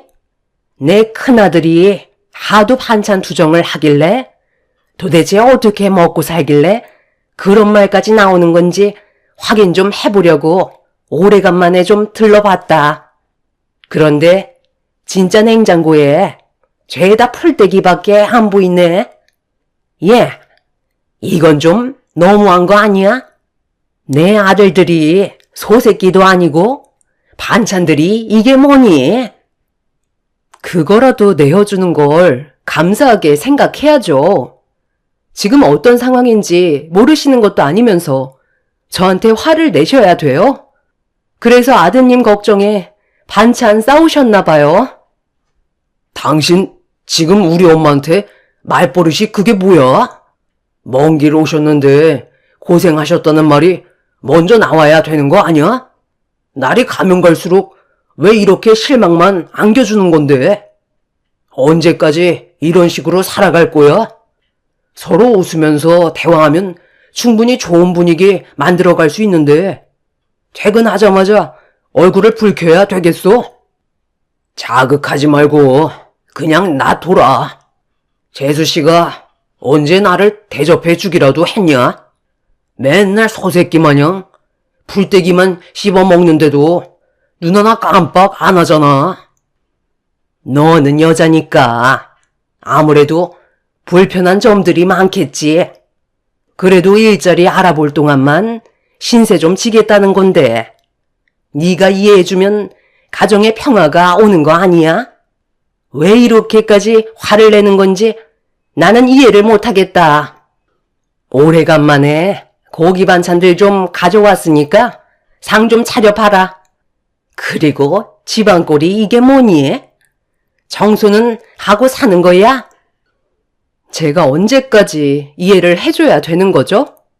한 달 동안 집 밖으로 나가지도 않고 맨날 집에만 처박혀서 밥만 축내는 50 먹은 아주버님을 언제까지 수발 들면서 살아야 하는 건데요. 일자리를 알아본다고요? 그냥 내 집에서 삼시세끼 밥만 축내면서 맨날 TV 보며 인생을 허비하고만 있다고요. 저는 더 이상 이렇게는 못 살겠어요. 당신 정말 이럴 거야? 형도 어느 정도 시간이 필요하니까 그런 건데 왜 이렇게 앞뒤가 꽉 막힌 사람처럼 행동하는 건데? 정말 답답해서 못 살겠다. 그래, 말 한 번 잘했다. 나도 답답해서 못 살겠다. 어느 누가 이런 삶을 살고 싶겠어? 당신은 아주버님 이혼한 것만 안타깝게 생각하지. 내가 힘든 건 단 한 번도 생각해주지 않았잖아. 더 이상은 이렇게는 못 살겠어. 우리 차라리 이혼하고 당신이 그렇게 위하는 아주버님이랑 평생 함께 살아. 그리고 어머님이 낳으신 아들들 천년만년 음식 해 먹이세요. 저는 이런 식으로 제 인생 허비하고 싶지 않네요. 당장 제 집에서 나가주시죠. 오늘부로 저는 이 사람이랑 끝낼 거예요. 시모는 제 입에서 이혼하겠다는 말이 나오자 갑자기 태도를 바꾸면서 쩔쩔매기 시작했어요. 아주버님에 이어 남편과도 이혼을 하게 됐으니 정신이 번쩍 들었던 거죠. 그런데 이미 저는 더 이상 이 지긋지긋한 집안과 함께 하고 싶지 않았습니다. 답이 없는 사람들과 살 바엔 차라리 이혼하고 아이들과 함께 사는 게 제 삶을 찾을 수 있을 것 같았죠. 제가 완강하게 나오자 그제서야 남편도 말을 더듬으면서 이혼만큼은 안 된다고 했지만 계속 버티다가는 저까지 정신이 이상해질 것 같아 질려버릴 대로 질려버린 저는 남편과의 이혼을 밀어붙였고 이런 문제로 현재 저희 부부는 이혼을 하고 숙려 기간 중에 있습니다. 그런데 문제는 아직까지 저를 이해 못한다는 거예요. 이렇게까지 나오면 남편이라는 사람이 이제 그만 정신 차리고 뭐가 잘못되고 있는 건지 파악을 해야 되는데 남편은 오히려 제가 정신적으로 문제가 있다고 합니다. 아주버님이 술에 찌들어 음주운전을 하다가 교통사고로 지금 사경을 헤매고 있는데도 남편은 이 모든 게 제 탓이라고 오히려 화를 내고 있어요. 저와 남편이 이혼을 해서 아주버님이 너무 마음이 아파 술을 먹고 운전을 했다는데 그게 제 잘못인가요? 시부모님도 이런 상황들이 저로 인해 시작됐다고 하네요. 반대로 저희 부모님께서는 시댁 식구들의 행동을 이해할 수가 없다고 하십니다. 여러분들은 제 사연을 들어보셨을 때 어떤 생각이 드시나요? 정말 제가 잘못했나요? 아주버님을 받아들이고 평생 밥수발 들어줘야 했던 건가요? 제가 이해심이 부족하다고 생각하시나요? 도대체 뭘 어떻게 받아들여야 할지 모르겠네요. 이혼을 한 상황에 숙려 기간을 지내고 있지만 3개월이라는 시간 동안 제 마음이 다시 변하지는 않을 것 같습니다. 한두 살 먹은 나이들도 아닌데 왜 그렇게 사는지 정말 이해할 수가 없네요. 제 사연 들어주신 분들, 오늘 하루도 행복한 날들 되시길 바랍니다. 감사합니다. 안녕하세요. 저는 현재 16살 된 딸 하나 키우고 있는 엄마입니다. 어디서부터 말을 이어나가야 할지 모를 정도로 그동안 너무 많은 일들을 겪어와서 머릿속을 정리하는데도 한참의 시간이 걸렸습니다. 제 삶은 이제부터 시작인 것 같아요. 그 이유는 최근에 있었던 그동안 오래 참고 기다린 결과를 이제서야 결실을 얻을 수 있었어요. 벌써 16년 전에 있었던 일이라 이제는 잊을만도 한데 아직까지도 기억이 남아있는 걸 보면 참 신기합니다. 그만큼 저에게는 충격적으로 다가왔던 사건들이었고 제 삶을 완전히 뒤바꿔 놓았었죠. 16년 전에 남편과 결혼 생활한 지 3년 차가 되었었고 뱃속에는 새 생명이 자라고 있었습니다. 그런데 아이를 임신하면서부터 남편의 행동이 조금씩 이상해지기 시작했어요. 무언가 느낌이 좋지 않았고 평소와는 다른 생활 패턴들을 보여주고 있길래 제 마음에는 남편을 의심하는 불신의 씨앗이 자라고 있었습니다. 그렇게 시작된 의심이 확신으로 바뀌게 되는 흔적들을 발견할 수 있었고 너무 큰 배신감에 더 이상 화를 억누르지 못했어요. 당신 나한테 할 말 없어? 어떻게 된 게 매일 퇴근하고 집에 들어올 때마다 흔적을 하나씩 만들어 오는 거야? 내가 알아주기라도 바래서 이런 식으로 행동을 하는 거야? 당신 셔츠 어깨에 왜 립스틱 자국이 있는 건데? 저번에도 자국이 남아있길래 아무 말 없이 지웠는데 이번에도 똑같은 위치에 립스틱 자국이 선명하게 남아있네? 며칠 전에는 다른 여자의 긴 머리카락을 붙이고 오질 않나. 그것도 모자라 안주머니에서는 립밤도 나왔던 거 알아? 나한테 무엇을 알려주고 싶은 건데? 지금 다른 여자와 만나고 있다는 걸 광고라도 하는 거야, 뭐야? 내가 생각하고 있는 것들이 아니라면 지금이라도 오해했다는 걸 확신할 수 있게 구체적으로 설명을 해줬으면 좋겠어. 내 뱃속에 당신 아이가 있다는 거 잊지 않았지? 가정을 깨려는 행동을 당신은 하지 않을 거야. 나는 그렇게 믿고 싶어. 그러니까 나한테 설명을 해줘봐. 왜 어깨에는 다른 여자의 입술 자국이 생긴 거며 안주머니에는 립밤이 들어가 있고 다른 여자의 머리카락을 매일같이 붙여오는지 제대로 된 설명을 해달라고. 구차하게 변명하고 싶은 생각은 없어. 어차피 당신은 나를 계속해서 의심을 하게 될 테고 아니라고 말을 해봤자 불신만 커질 게 뻔한데 쓸데없이 없는 변명 만들어서 당신을 안심시켜 주고 싶지 않아. 그래봤자 나중에 더 큰 배신으로 돌아올 텐데 차라리 매도 먼저 맞는 게 낫다고. 지금이라도 당신한테 얘기할 수 있는 상황이 만들어진 게 오히려 나는 잘 됐다고 생각해. 그러니까 지금 당신이 하려는 말은 임신하고 있는 나 말고 여태까지 다른 여자에게 사랑을 나눠주고 있었다는 거야? 정확하게 말하자면 그 사람에게 더 큰 사랑을 주고 있는 상황이고 당신한테는 뱃속에 내 아이가 있다는 현실 때문에 의무감으로 지금까지 함께 해주고 있는 거지. 배려라고 해두면 좋을 것 같네. 당신과 보낸 3년이란 시간은 분명 좋은 추억들이 많이 있었지만 그것만으로는 내 마음속에 무언가 느껴지는 허전함을 채워주기에는 너무 부족했나 봐. 그리고 당신이랑 결혼하면서 알게 된 사실은 나 같은 놈은 한 여자의 품에 머무를 수 없다는 걸 당신과 함께 살면서 확실하게 알 수 있었어. 내가 제일 싫어하는 게 구속인데 결혼을 한 순간부터 나는 계속되는 구속을 받고 있더라고.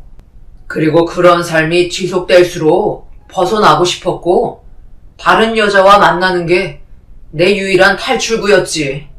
그래서 당신 입에서 먼저 이혼 얘기가 나오게 하려고 계속해서 몸에다가 증거물을 남기고 있었던 거야. 자만의 입으로 내 자식을 임신한 당신한테 이혼하자고 얘기까지 하는 건 너무 쓰레기 같은 짓이잖아. 나도 사람으로는 나만 있어야 하지 않겠어? 태어날 아이는 걱정하지 마. 우리 엄마가 데려오라고 하셨어. 키워주신다네. 남편은 그동안 기회를 보고 있었고 제가 다른 여자를 만나고 있냐는 한마디를 하는 순간 엄청난 충격을 저에게 안겨주었네요. 사랑하는 사람끼리 만나 가정을 만들고 태어난 아이와 행복하게 사는 걸 구속이라고 생각한 남편의 한마디에 정신을 차릴 수가 없었어요. 더군다나 시모가 남편에게 했던 말이 더 큰 충격으로 다가왔었어요. 시모는 남편이 다른 여자와 만나고 있다는 사실을 전부 다 알고 있었고 뱃속에 있는 아이까지 걷어들일 생각이었다는 게 온몸에 소름이 돋을 정도로 끔찍했습니다. 이런 사실을 알고도 모른 척 하신 시모와 남편을 용서해주고 싶지 않았어요. 엄청나게 큰 충격을 받은 상태에서 남편의 얼굴을 보고 싶지 않아 친정집으로 향했습니다. 그리고 이런 사실을 듣게 된 부모님께서 난리를 치게 되셨고 부모님께서는 결국 분노하신 상태로 시댁의 문을 두드리고 마셨습니다. 모든 걸 예상이라도 하신 듯 시모는 침착함을 유지하셨어요. 지금 당장 박서방 나오라고 하세요. 사부인께서도 이런 사실을 알고 계셨으면서 아무런 조치도 취하시지 않았다면서요? 제가 무언가를 해야 되는 건가요? 왜요?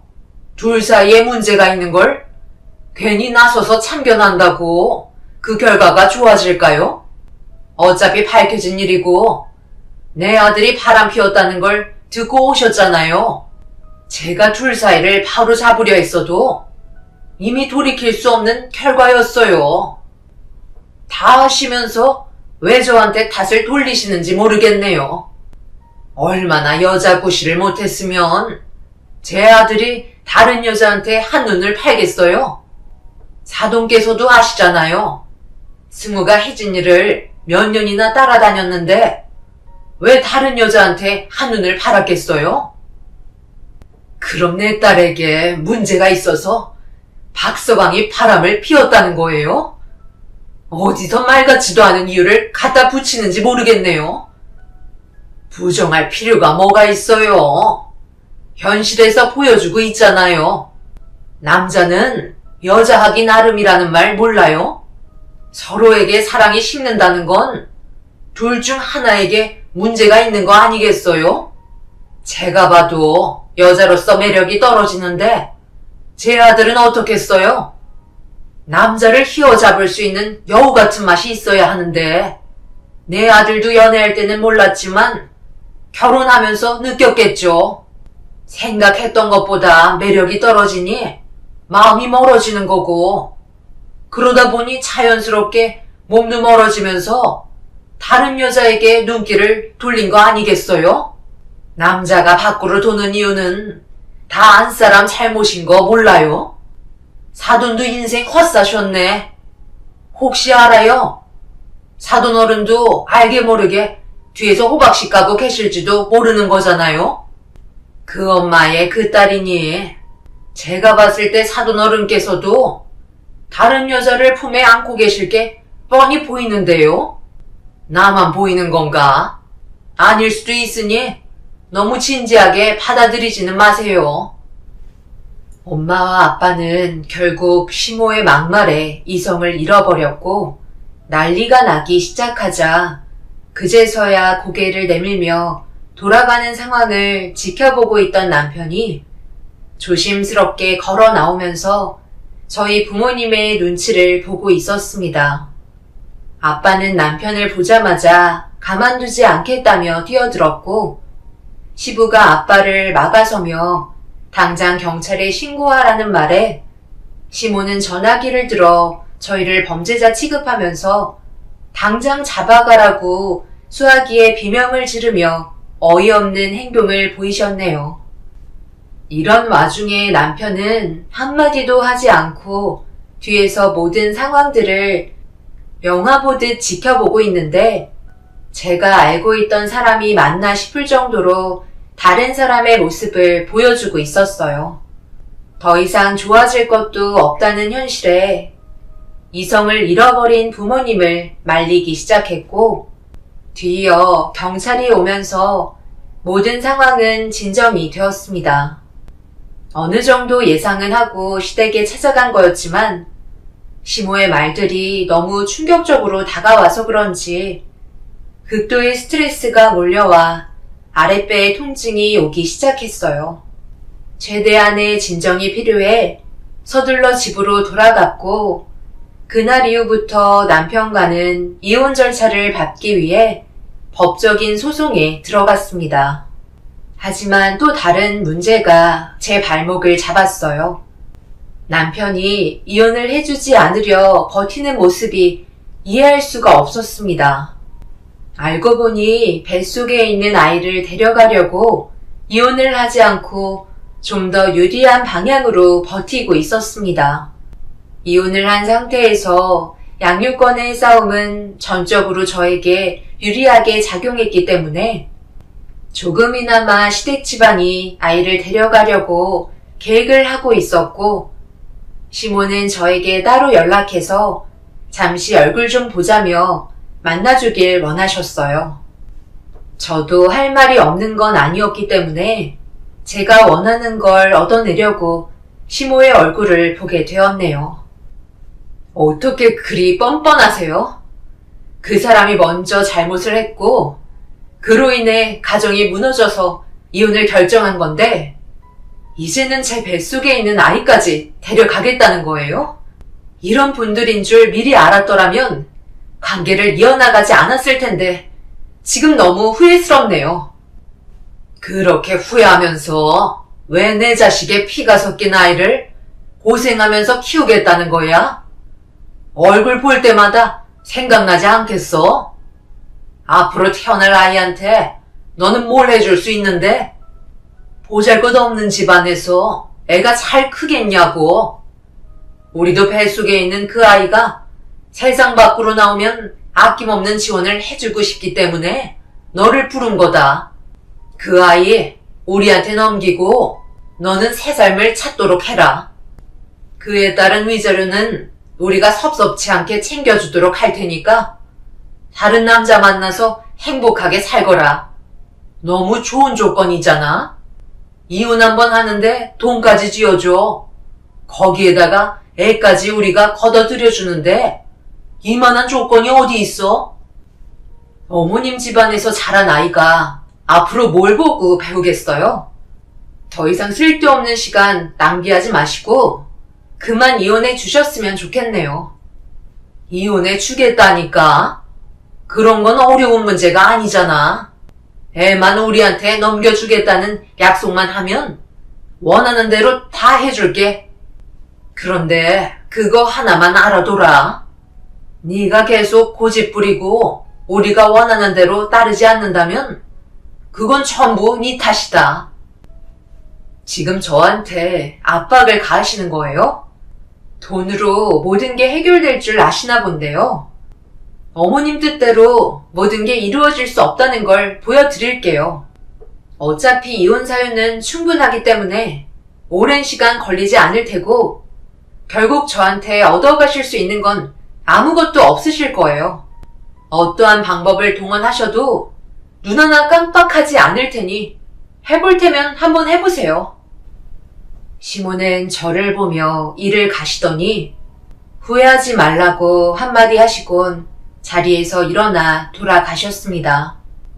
겉으로는 아무렇지도 않은 척 했지만 너무 무섭고 온몸이 떨려왔어요. 제 아이가 어떻게라도 될까봐 두려워 부모님께도 이 사실을 털어놓은 뒤 앞으로 있을 상황들에 대비하려고 준비를 하기 시작했어요. 하지만 저는 뛰어다녔고 시모는 제 위를 날아다니고 계셨다는 걸 전혀 알지 못했습니다. 땅만 보고 있으니 하늘을 볼 수가 없었죠. 이혼 소송 문제로 시댁 식구들이 오랜 시간을 끌어오면서 저는 점점 만삭이 되었고 결국 출산을 할 때까지 남편과의 이혼을 끝내지 못했어요. 엄청난 출산의 고통을 겪고 있는데 정상적인 가족을 형성했더라면 분명 남편이 제 손을 잡아주고 힘을 줬을 테지만 저를 위해 눈물을 흘려주고 있던 건 남편이 아닌 엄마셨네요. 태어날 아이에게는 너무나도 미안했어요. 불안정한 가정으로 인해 세상 밖으로 나오자마자 아빠, 엄마가 헤어져야만 되는 고통을 그대로 받아들여야 했으니까요. 그런데 아이를 출산하는데 제 몸에 문제가 생겼고 자연분만을 할 수 없는 상태라는 원장님의 말에 결국 수술대에 오를 수밖에 없었어요. 태반이 아이와 뒤엉켜 있어서 나을 수 없는 상황이라 급하게 제왕절개를 선택할 수밖에 없었습니다. 그렇게 수술이 시작되었고 한참 뒤에 정신을 차리자 저를 보며 눈물을 흘리고 계신 부모님을 바라보며 아이의 상태부터 물어봤어요. 당연히 아이는 인큐베이터에 잘 있을 거라 생각했는데 엄마의 한마디는 저에게 엄청난 충격을 안겨주었고 일어날 수 없는 몸을 강제로 움직이려 했지만 마취가 덜 깨서 그런지 아무것도 할 수가 없었어요. 자연분만을 하는 도중에 태반이 아이의 목에 감기게 되면서 오랜 시간 나오지 못한 상황 속에 뒤늦게 수술을 선택했던 게 문제가 되었다며 태반이 기도를 막아버려 결국 세상을 떠나게 되었다는 엄마의 말을 받아들일 수가 없었어요. 저는 정신 나간 여자처럼 아이 얼굴을 확인하겠다고 병실에서 나오려 했지만 부모님께서는 마취가 덜 깬 저를 막아섰고 한참 동안 오열을 하고 말았네요. 부모님은 제가 받을 엄청난 충격 때문에 세상 떠난 아이를 보여주려 하지 않았어요. 그래도 내가 10달 품었던 아이를 왜 못 보게 하는 건데? 엄마로서 자식 떠나는 건 봐야 할 거 아니야. 당장 이거 놓으시라고요. 나는 그렇게 할 수 없다. 지금 몸도 회복되지 않은 상태에서 네가 쓰러지는 걸 보고 싶지 않아. 사람이 살다 보면 예상하지 못한 일들이 발생되기도 한단다. 엄마는 너를 지켜줘야 할 의무가 있어. 그 아이한테도 차라리 잘된 일일지도 몰라. 이런 불행한 가정 환경에서 많은 것들을 짊어지며 살아가는 게 행복하겠니? 그 아이도 그걸 알고 있었을지도 모른다고. 불가피하게 태반이 목에 감겨 기도를 막아버린 상황이라 너무 늦게 조치를 취한 게 제일 큰 문제였대. 무조건 자연분만하겠다고 고집을 부리다가 이 지경까지 온 건 너한테도 잘못이 있는 거라고. 우선 너 몸부터 회복하는데 신경 쓰도록 해라. 앞으로의 고통은 엄마 아빠가 알아서 받아들일 테니 여기에서 미련 버리고 새 출발하는 걸로 하자. 산 사람은 살아야 되잖아. 엄마는 제가 진정하지 못하고 아이의 얼굴을 보겠다며 발버둥치기 시작하자 간호사분들과 원장님께서 저를 붙잡았고 침착하라고 얘기했지만 그토록 보고 싶었던 아이가 세상을 떠났다는 현실을 받아들이는 게 너무 힘들어 결국 이성을 잃고 말았어요. 병실을 빠져나가려고 온몸에 힘을 주며 저를 말리는 사람들을 밀쳤고 그 순간 아랫배에 엄청난 통증이 오기 시작하면서 결국 쓰러지고 말았습니다. 수술 부위가 터지면서 재수술이 필요했고 처음 마취했을 때보다 더 오랜 시간 동안 잠을 자야만 했어요.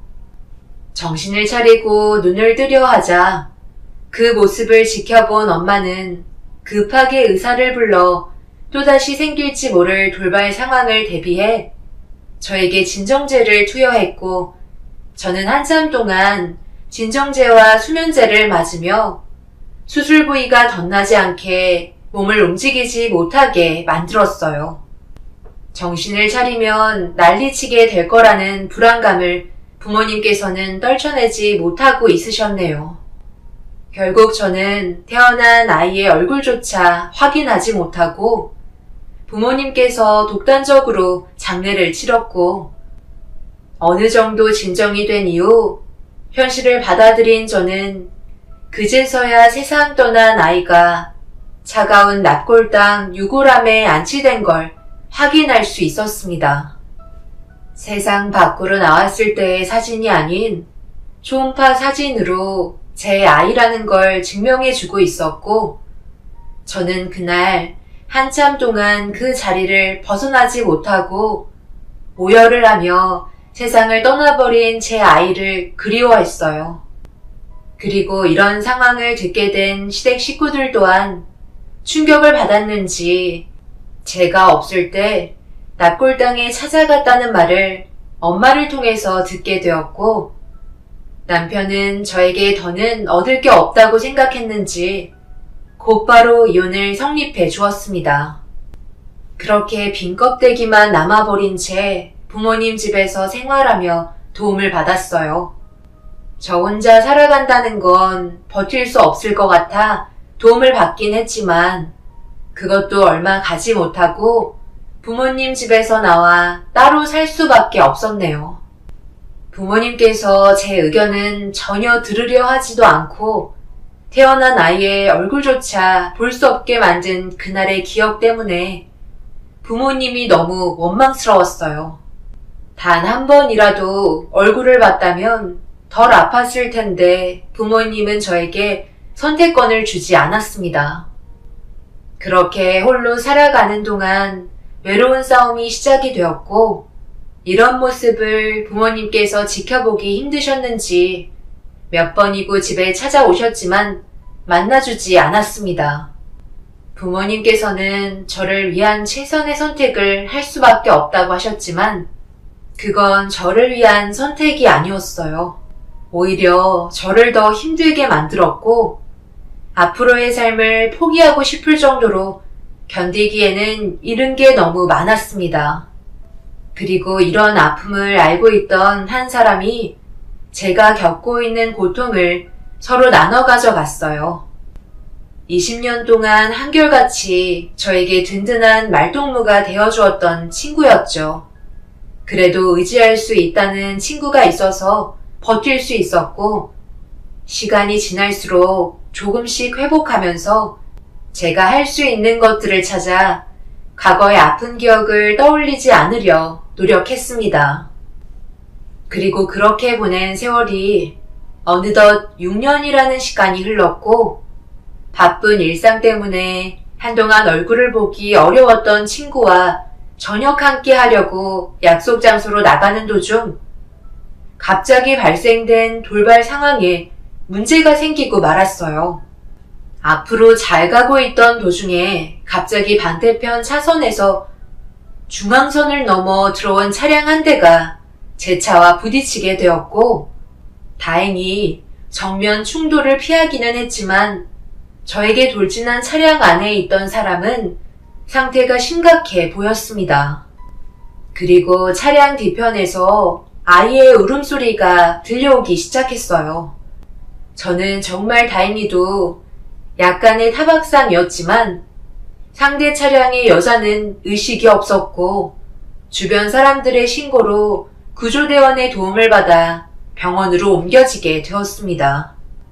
저도 사고의 후유증이 있을지도 모르기 때문에 검사를 진행하고 있었는데 수술실에 들어간 여자의 어린 딸도 검사를 받던 도중 계속해서 울음을 멈추지 않고 있었고, 그 모습이 너무 딱해 보여 가까이 다가가 수술실에 들어간 사람이 엄마냐고 물어보자 고개를 한번 끄덕인 채 또다시 눈물을 멈추지 않았습니다.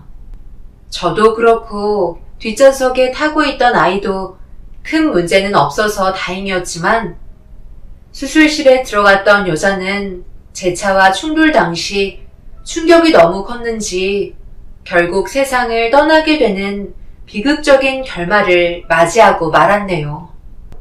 그런데 아이를 데리러 온 다른 가족분들이 보이지가 않아 아이한테 물어봤지만 제 말을 들으려 하지 않았어요.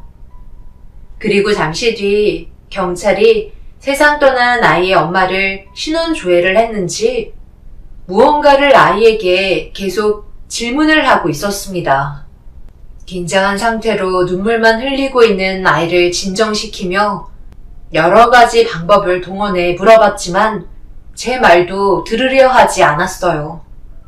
결국 아무것도 얻지 못한 채 사고로 인한 여러 가지 문제들을 처리하고 있는데 저와 약속을 잡았던 친구가 사고가 났다는 말에 한 걸음에 병원을 찾아왔고 제 몸을 살피기 시작했어요.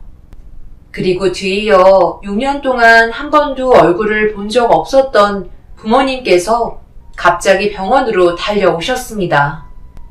저는 너무 놀라 몸을 돌리며 친구에게 부모님을 불렀냐고 물어보니 부른 적이 없다고 하길래 다시 몸을 돌리자 부모님께서 사고를 당했던 아이한테 달려가 몸 상태를 살피기 시작했어요.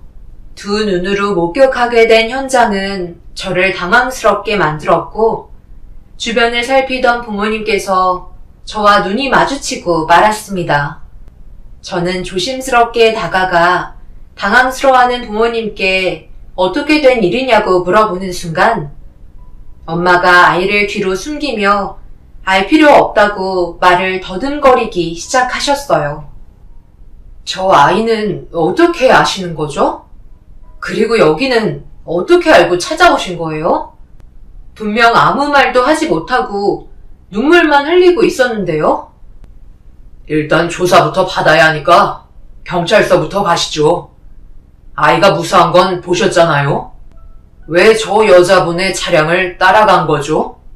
도로에 있는 CCTV를 보니까 꽤 오랫동안 따라붙어서 뒤쫓고 있었던데요. 어차피 조사하면 다 밝혀지니까 숨길 생각은 하지 마세요. 엄마가 저 여자를 뒤쫓았다고요? 왜요? 둘이 아는 사이인 거예요? 왜 아무 말도 하지 않고 고개를 떨구고 계신 건데요? 미안하다. 이게 다 우리 잘못이다.